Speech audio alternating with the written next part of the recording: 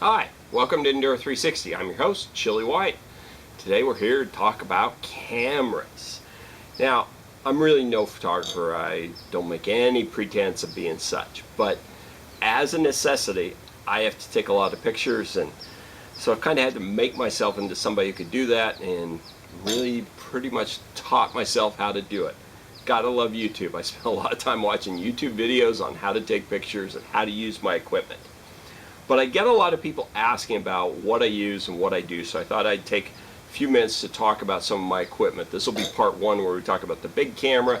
Part two, we'll talk about the little camera and the GoPro some. So, my DLSR, Nikon D90. In DLSR world, it's either Canon or Nikon, and frankly, I couldn't tell you which was which, other than more people seem to use Canon than use Nikon. This is a pretty darn good camera. The D90 is the top of the line consumer camera. It's not a professional, it's not part of the professional range. It can be a little confusing when we're talking about Nikon stuff, because we could be talking about anything number-wise from a D1 clear up to like a 3000, and the numbers are all mixed. You can't, bigger number, lower number doesn't necessarily mean anything. This is a second generation digital camera body. And that is one thing about it, particularly, is that this D90 is better than any first generation body, even the most expensive professional stuff, because the processor speed and quality is much, much better. So as a camera body, it's pretty darn capable. Cameras, it's mostly about lenses, so let's talk a little bit. When I bought this, I bought online as a kit. Kit had all kinds of stuff in it, including these three lenses, the body, filters, lens hoods, the little tripod that this camera you're watching me on is mounted on. And so I got three Nikon lenses, kit lenses we'll call them. The first one is the 18 to 55 here, the little one. This thing's kind of a piece of crap. I never use it. Every time I do, I'm kind of disappointed in the pictures it takes. So not really even going to talk about that one very much. Probably the best overall quality is this little 50mm lens. This is a fixed focal lens, so there's no zoom, no telephoto, but it's f2.5, so it has the ability to really pull in a lot of light and make some really good high definition pictures. Honestly, I probably have not been using this lens enough. I need to work with it more. It's great for doing particularly like studio shots, trying to do product shots, shooting with models, which we've been doing a little bit more. I've been using this lens and gotten some pretty decent results with it. Because it's a fixed focal length, of course, the problem is you get closer or farther away from your subject, you're just walking back and forth, literally. But it takes really good pictures. My workhorse, of all the pictures I shoot that end up on the website, probably 80% of them are shot with this boy right here. This is the Nikon 70 to 300, so man, it zooms way out. Really, race pictures, this is what I use all the time. Again, it's just an f4.5, so its ability to take pictures in low level or marginal light conditions is not that great. You end up with a lot of shadows and just kind of some lack of definition. But for what it is, it works pretty good. And when it came in the kit, it came with this little kind of funny plastic lens hood here that just screws on. And actually it works pretty good. I mean, basically what you're doing is protecting it from too much external light coming in, like light shining directly on the lens or anything like that. And it comes right off, tucks away like that, so works pretty good.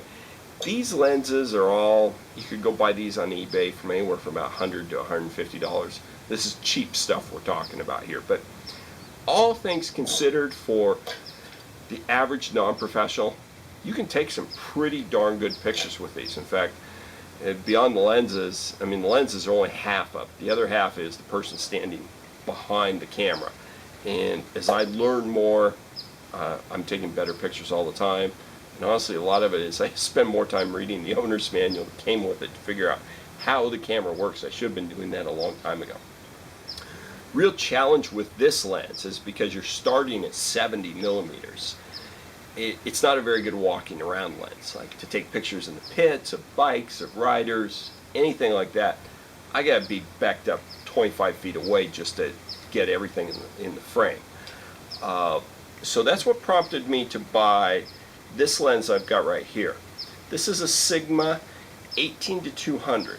So it shoots really close, really wide telephoto look.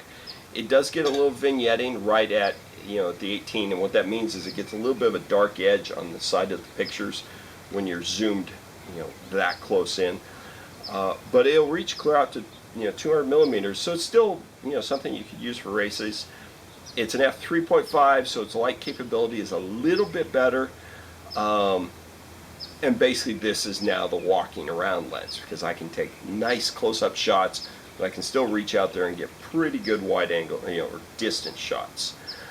And this I bought used on eBay for like, I don't know, $225, $250. So it's maybe a little bit of a step up, but the real challenge in lenses, when you decide these are not good enough at $100 to $200, really the next step is something way over $1,000 and easily to $2,000. And when you look at pro lenses, you're up into the $5,000 range. So it's a little bit of a challenge. For now, I'm just going to have to work with what I've got, because I don't really have the money to go out and buy big expensive lenses. Back to shooting. This camera is, God, it's pretty easy to work. It has some preset program modes. Honestly, that's what I use most of the time, because the D90 is really an advancement in processing capability inside. For most casual photographers, the camera can outthink what you could program it as. It's really good at just putting it in automatic mode, putting it in sports mode, or putting it in portrait mode, and coming up with just about the best exposures and quality. I need to get better so I can play with the manual programming of it a little bit better, but it's pretty good. One downside on this camera that's pretty well known is its video quality is not that good. My little pocket video camera that we're shooting with today is what I shoot all my video with. It vastly outperforms this camera for video quality. That would be the one disappointment I had, because I wanted video. So that's just something I kind of have to live with. Other than that, I gotta say I'm pretty happy with it. I've just started using a couple of accessories. You see the little pop-up flash on here. Any professional photographer will tell you that those pop-up flashes are crap and you shouldn't be using them, and you gotta get a big expensive speed light and everything. But I found these two little diffusers on eBay, and really the problem with this little tiny flash is it puts out a whole lot of light in a little tiny projectile out there. So wherever it hits, it creates this big hot spot. So it's hot in the middle and cool on the sides. For a couple of bucks each, I found these two diffusers. This one slides around to the hot shoe, sits right there, and basically the goal is to disperse that light over a wider and less intense pattern. This one here, it seems really hokey because it literally just velcros around there. It looks stupid on the camera, but it works really well. So for a couple of bucks, you can vastly improve your lighting capability with your flash.